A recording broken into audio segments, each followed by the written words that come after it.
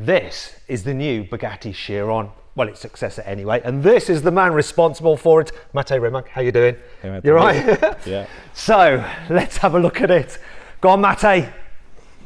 Reveal it. Whoa, look at that. Wow. What's it called? This is the Buggati Tourbillon.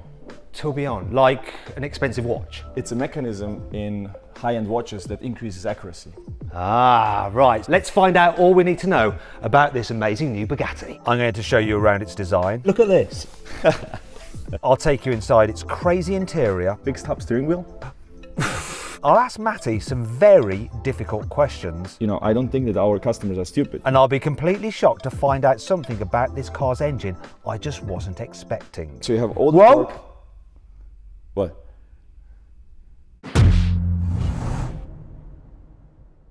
Okay, Mate, the first thing I want to talk about is the big thing, really. The thing that you first unveiled about this car, and everyone went, what? V16, right? So now one of the great things about the W16 is that for packaging, it makes it quite short, doesn't it? Because the way the cylinders sort of overlap shortens the engine. V16, it's like 2 inline 8 cylinders. In fact, I want to show you something, just bear with me. You've got these little like coasters here. Check this out, right? Look how long that is. That's 16 cylinders. This is sort of how they're arranged here. It's actually a meter-long crankshaft, and it's actually like 400 millimeters longer than a W16. So 40 centimeters, blimey. But before Mate says anything else about this incredible engine, you need to understand something very important about this new car. It isn't just a Bugatti Chiron replacement. Matty had the idea for a V16 hypercar before he became CEO of Buggati in 2021. That was before Bugatti had even started designing the Tourbillon. A year before you and I met, we made a little model of this car with the V16 with 3 electric motors and so on, because this was what I took to pitch to, at that time, CEO of Volkswagen. And one of the things was, when you talk about the V16, about how long it is, I didn't know if it is a good thing or a bad thing for the designers to make the car longer. And they told me, like, please just don't make it longer. Like, no way. Like, that's the worst for design. And then we had to figure out, so 40 centimeter longer engine, plus a big battery, this is 25 kilowatt hours, that's very substantial for this kind of car, plus 3 electric motors, plus an 8-speed gearbox, which is now behind the engine, and without making the car any longer. So in the end, we turned out to be 27 millimeters longer wheelbase, which is nothing compared to all the stuff that's in there. How about in terms of the actual length of the car? It's, I believe, also like 27. Similar. But with your original concept then, you went V16 hybrid. You didn't go, oh, what we're going to do is reskin a Navera. No way. So this was actually, let's say, the request of some of the people from Volkswagen and Porsche at that time, because at that time it was like everything's going electric, so Bugatti needs to go electric as well. I just thought that's the wrong thing to do. Bugatti is about pushing the limits, it's about moving the level up, and therefore it needed a successor to the Chiron, and then you decide the powertrain type. I would say there was lots of pressure to go electric, and you know, the easiest thing for us would have been take the Navera. It's 2,000 horsepower car already, 4-wheel drive, very high top speed, so it would be reasonable to reskin it as a Bugatti, but I just thought it was the wrong thing. So V16, the idea came about because we know how to make a very, very high performance electric powertrain. When you have a combustion engine with a hybrid system, why then,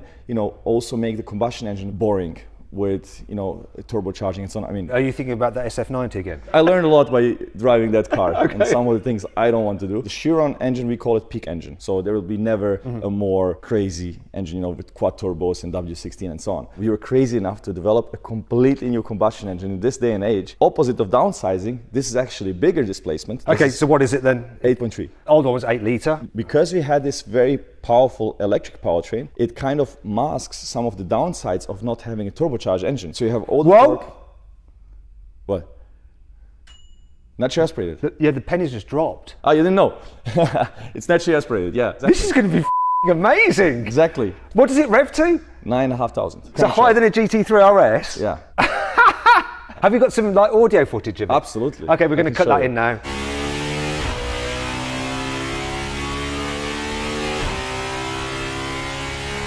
Okay, so we've got that. Let's talk about the electric bit, the bit that you're famous for, electric propulsion, ever since your 30 days drifting around on YouTube. No. See, folks, it's all possible. Yeah. Exactly. So we wanted to keep that in the background. So that's an enabler for the engine. So the engine is the showpiece. The electric part of it is like Formula 1 level of technology. Like the battery cells are oil-cooled, submerged. The electric motors spin up to 24 1000 RPM. Each one can produce up to 400 horsepower. They weigh just like 21 kilos each. Okay, so we've got 1200 horsepower. But they are limited by the battery. By the battery, how much? Yeah, because that's always the limiting factor. Because sometimes you do the maths when you add up the motor power and it never reaches what you expect. Exactly. It's how many electrons you can push out the battery. Exactly. What can you provide from the electric motors altogether in one go? 800 and 1000 from the combustion. So you've done the right thing by making sure that the car has overall more power than the Chiron and the Chiron Super Sport, which was 1600. What's the combined torque figure now with the electric motors? This is 2300. So tell me about the gearbox. So it's rear mounted. You would be able to see if you didn't have the license plate and electric motor mounted on that gearbox, so 8-speed double clutch gearbox. Then the same 2 electric motors in the front. So there's no power going from that engine to the front wheels, it's just electric motors? There is no drive shaft. We use the tunnel to fill it up with batteries. So in terms of the weight then, let me guess, if you've got it under 2. Chiron was right under 2. Yeah. And the 25 kilowatt hour battery is 200 kilograms on its own, plus 3 electric motors, plus a bigger engine and all of that. And our goal is we are still, fine honing that, but we want to be under the weight of the Chiron. I thought you were just making excuses then. I thought you were going to go, well, it's 2.1, No. Really? So it's going to be under 2? Yes. One of the ways Bugatti will reduce the weight of the tourbillon is by 3D printing the suspension components. It uses AI to design each part. It's all very clever, and this will be the first road-going production car to use this technology.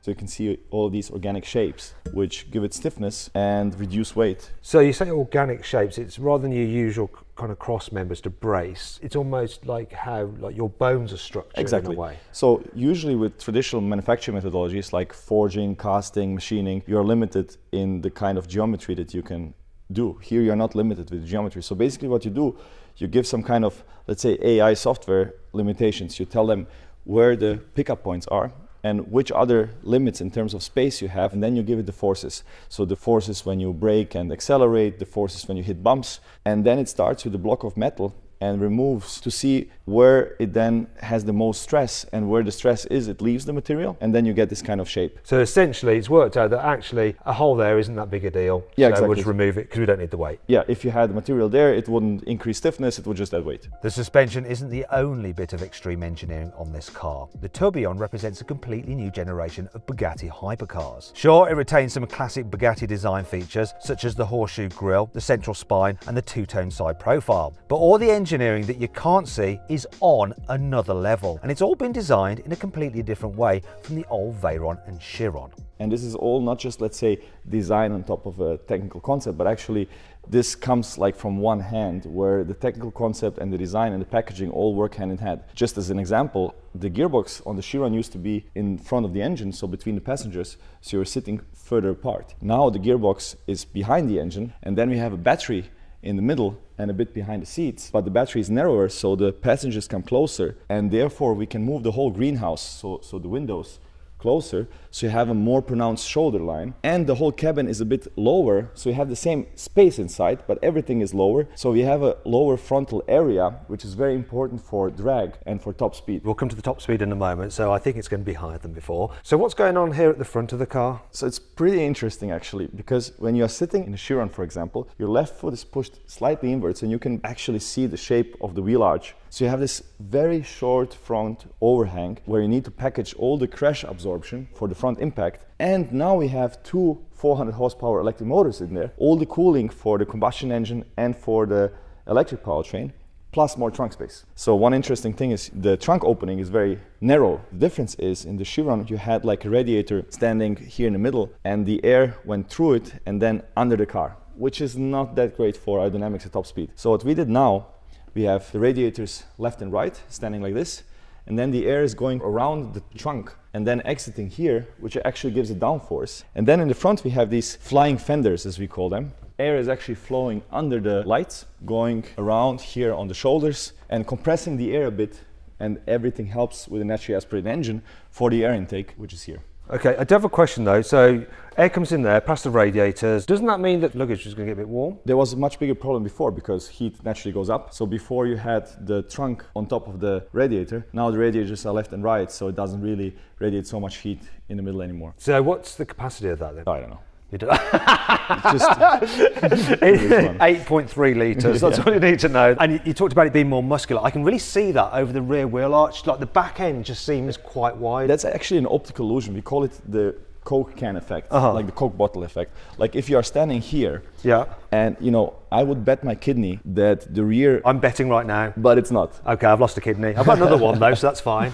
All of this contouring here, just going, oh, it's so nice. And that's one of the things I really liked about the show. This C shape, it's less C-like, it's a bit more like angular. So one of the things that enabled this whole interior concept is the lower frontal area, which allowed us to do some things that usually you wouldn't be able to, which increases drag a bit to get a better design. So for example, having such an exposed engine. So the aerodynamicist wanted to have a longer roof to close this more up, or to have a glass above it. And I was like absolutely against that. Poor aerodynamicist. Okay, I'm going to be really silly about this. One of my concerns with the Revuelto, that's got an exposed engine as well, it's like, I'm a bit worried about having my engine exposed, like when it's raining and... No, it's completely fine. This is designed for everyday usage. This is not designed to be a showpiece in a museum. Quite a few will be showpieces in the museum, though, won't they? Moving on to the back here, because this is amazing, this spine. That looks absolutely cool. But this rear end, it's a production car. No, we have to adhere to all the same homologation and crash testing like normal cars. There's a couple of party tricks in here. First of all, there is no crash beam. So usually you would have an aluminum or steel structure under a bumper. And we don't have that, because the diffuser is not just the diffuser, it's also the crash structure. And then the fact that the diffuser is so tall, this height basically at your knee, what that means is it starts really early in the car, like in the middle of the car. Why is it like that? Because a diffuser in this kind of car configuration, you can only have an angle of like 11 degrees. Otherwise the air separates from it and it doesn't work anymore. And in order to do that, the whole car had to be designed around it. For example, the engine is angled, and the engine, now not being a W16, is very narrow, so the Venturi tunnel starts under the seat. I do ridiculous things in my video, but look at this, right? Let's see how far in I can get. Look at this. Look, you can see the suspension. And then the exposed wheel. So the wheel will actually be exposed like this. This part alone is going to sell the car. And we still have a big active wing. Actually, because of the diffuser, we don't need it at top speed. So at top speed, you don't want to have a lot of downforce, because the tires are anyways under such a huge load. So we can do top speed without deploying the wing, but we still use the wing for air brake and handling mode. That brings you on to the tyres then. Are they bespoke tyres for this car? Yes, this is a partnership with Michelin. All the learnings from the Veyron and the Chiron now flew into, again, completely new tyre to make it even more resistant to even higher speeds. I've got to say, Mate, I really like the tail light design. I've just noticed the way Buggati is written in there as well. It's really nice. The other cool thing is the third stoplight. One of the Bugatti design features is the center line, because Bugattis in the 20s and 30s, when they were joining the two halves of the car, they were from an alloy that you couldn't weld at the time. So they were connecting it with rivets, like airplanes, in the middle. So it had this line which we then keep until today, but we managed to also give it a function in this case with this third stoplight. And you can see it's huge, but it's under this angle where actually when you are behind the car, you just see a small portion of it, right? What happens when you deploy the spoiler? You don't have enough surface area anymore for the homologation, so you have another little stoplight under here when the spoiler is deployed, so that you have enough surface area. Good old homologation. So tell me the thing about homologation for the Bugatti writings. On every car, will it be illuminated when you're driving or not? In some markets, it's only allowed when stationary. In some markets, when you're driving. Do you think some people might say the rear end is reminiscent of another hypercar from probably 10, 15 years ago? An English one, maybe? You mean P1? Maybe. It's quite similar. I would rather say it's the Lava Tournoi. All right. Anyway, the intricate design details don't stop there. There's another very special feature that explains this car's rather unusual name. Tourbillon, one of the reasons why we call the car like that is because watches have beautiful mechanisms. Sometimes it's not even transparent. You don't even see it unless you open it, and most customers don't. So for us, what we want to achieve with this car is that every piece of it is perfection. Every piece of it is a piece of art that you can pick up and put on the wall. And you can see that principle also with the interior. We call this skeleton design. So you have a lot of transparency. If you had now the knobs in here, with which you control like media and infotainment and HVAC system and so on, you see the mechanics inside. This is machined crystal glass. And you see it's not flat. It actually has this shape, which is super difficult to get without the glass shattering. And then, you know, this also has to be homologated. You have to shoot dummy heads into this. So when I first looked at that, you think that's only possible with plastic, right? You could do it with plastic, but... Yeah, I know, but that's what you'd think it was. In a Bugatti, it's... Wow, and it feels... No plastic. Yeah, no plastic, please. Believe me, I had so many fights, no plastic in the car. So the name of the car, did you have that concept from the very beginning then? Because it seems to have this theme running through it. It came a bit later, but actually one of the first things I did when I came to the company we took the whole team and we went to Switzerland to visit a few watchmakers because we had this idea about analog instruments. It's pretty crazy when you think about it. So naturally aspirated combustion engine from the electric car guy, and then in the interior we wanted to do the digital detox. So no screen. Actually, again, homologation, you have to have a screen. So we have a little one popping out here because when you go in reverse, you have to have a backup camera in some markets. Okay, so I'm all for this, but what I'm going to do without my Apple CarPlay and Android Auto? It will have Apple CarPlay and Android Auto just when you want it, but if you desire to not have any screens around you, because press a button, it's gone. You're talking about all this stuff that's going in the cars and like all this detail that you don't see, and you're talking about like how much it costs to do that. What's it going to cost? In Europe, it's 3.8 million euros. And what was the Chiron? When it was first launched, it was 2.6 million. But when you just do the calculation with inflation, you're actually ending up at the same. Like the same, yeah. But then it went up all the way to like 5, 6, depending on the special editions. Yes. How are you managing to do that with an engine built by Cosworth?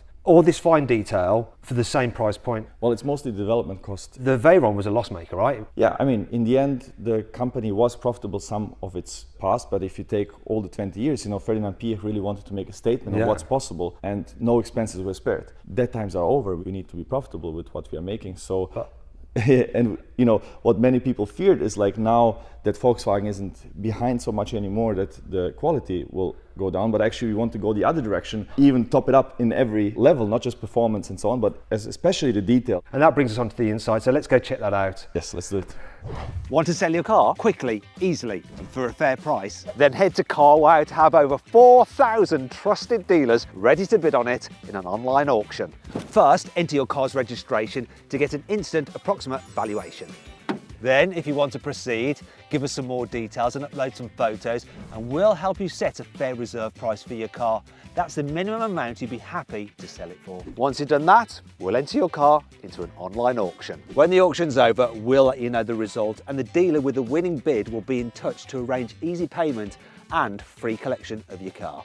93% of sellers surveyed said they got the price they expected or more through CarWow. The best bit is, it's completely free! I put a link in the description of this video and the pinned comment to take you directly to CarWow, where over 4,000 dealers are ready to bid on your car. Or you can just click on the pop-out banner that should be appearing in the top right-hand corner of the screen now. Alternatively, just Google "Help Me CarWow" and we will help you sell your car quickly, easily, and for a fair price. On with the video.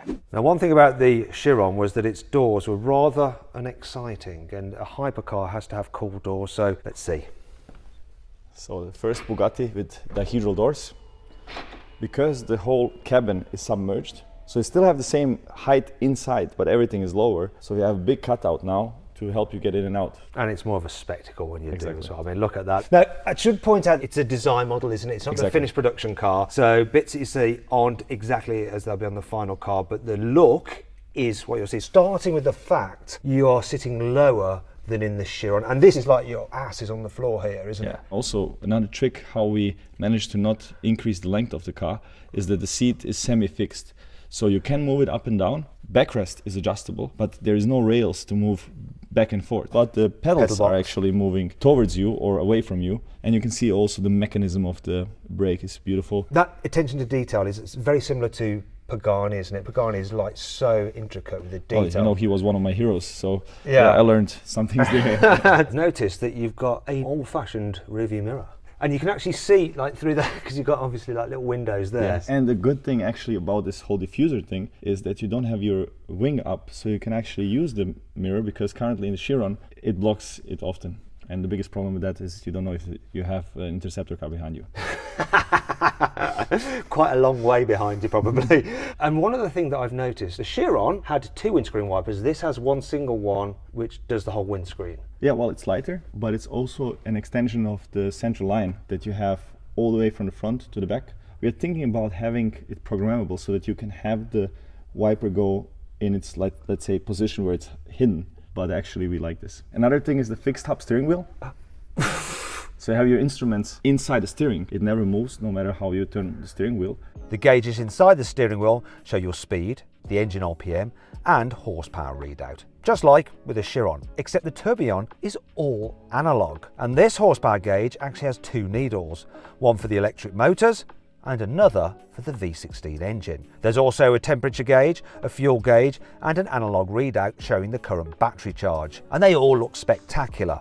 To be fair, the ones in this car are just a model, so they're not the finished design. Moving back to this steering wheel, so very interested to see the paddle shifters. I've never seen that before. It's really interesting when you do this kind of different concept. Like, we had to develop like a planetary gearbox here behind to make this possible that this stays fixed while this is turning, and then everything is changing, like the whole ergonomy, where you put the buttons, where your fingers go, and you can notice we still have stalks, not like in the Nevera where we have the buttons on the steering. Why do you keep stalks and you don't have them in the Nevera? I remember, for example, Nico Rosberg driving the Nevera, and I could see him all the time trying to shift and trying to find the stalks, like phantom stalks. I sometimes catch myself doing that, and it's like, okay, sometimes it really doesn't make sense to reinvent the wheel. Yeah, exactly. I can see cogs and stuff inside there. Obviously, this is just a model. Will it be actually all the cogs all working? Yeah, so that's actually what's moving the needles. Okay, so people go on about screens distracting me when they're driving. I'm sorry, that is going to. I'm going to be looking at that. The thought about that was, this car will be around for longer than we are. So in 50 years, in 100 years, this has to be interesting and beautiful. Okay. And screens won't. No, you're right. But I will be looking at it when I'm driving.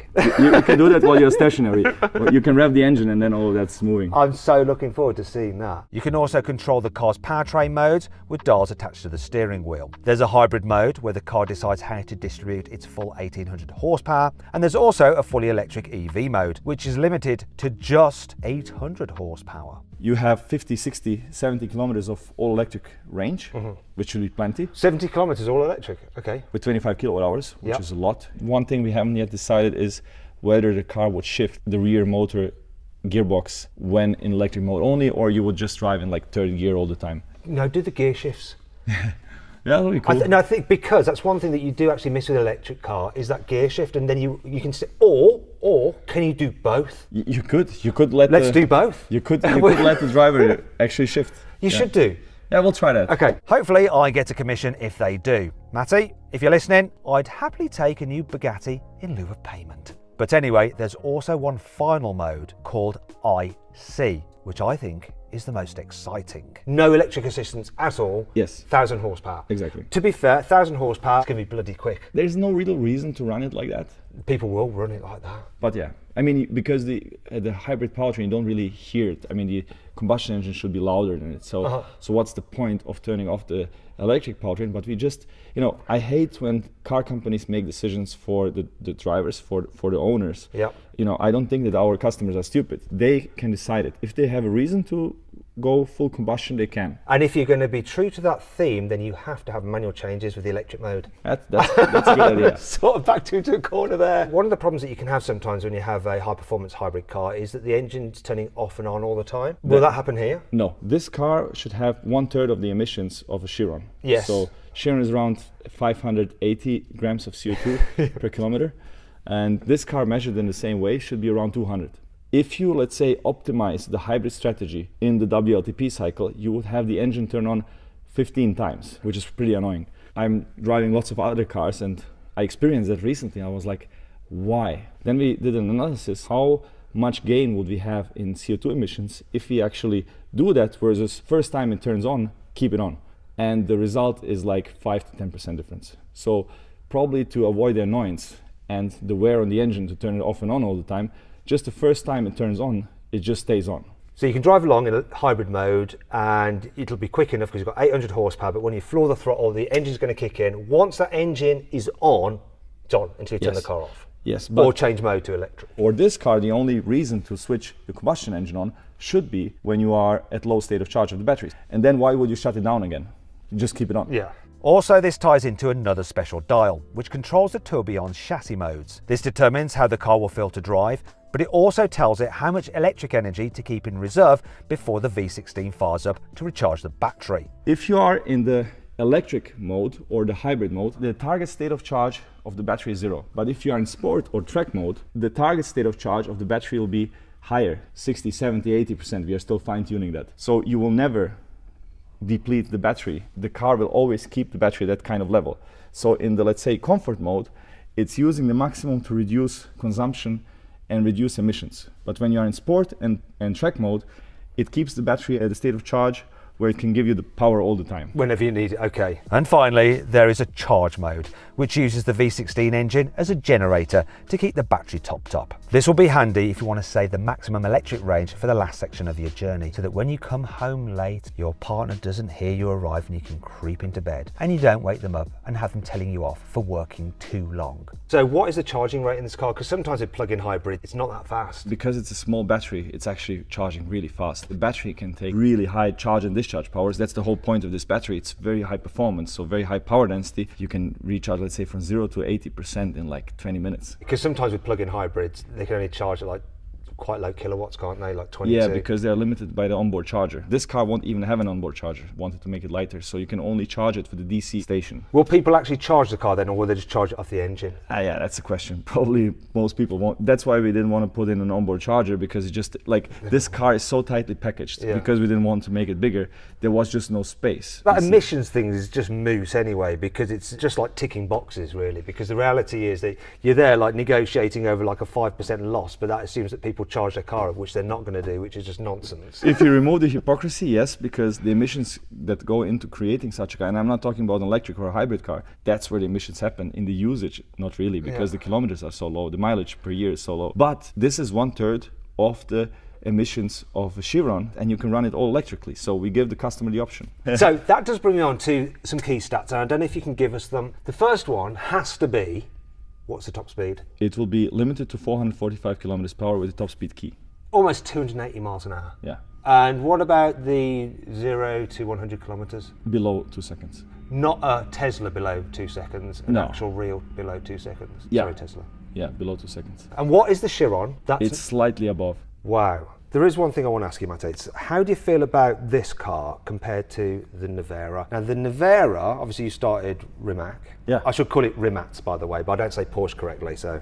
You're good. Anyhow, how do you feel about it? Because obviously Rimac is your company, your own company, you started it, and obviously from your days of drifting around in that E30 you created to creating that thing, to now being custodian of this brand, how do you feel about the two brands and how do you treat them? I have like 2 canvases to play around with that are completely different in my view. Like Bugatti is more about heritage, about the quality, craftsmanship, details, about 115 years of history. While Rimac doesn't have all of that in a positive and a negative way. With Bugatti you have to be very careful to nurture it in the right direction. While with Rimac you can do absolutely nuts things. Like you wouldn't really want to see a Bugatti do crazy 4-wheel drifts going backwards and... Well, because this is the thing, I feel that you would. Yeah, but the question is if the, let's say, Bugatti customers and people who are deep in the brand would appreciate that. We as a company have to do the right thing for the brand. So you get to play in both kind of camps in a way. Yeah. But they are both at the very top end of the car market. Will there be anything like lower down in the future? Well, 6 days after we unveil this thing,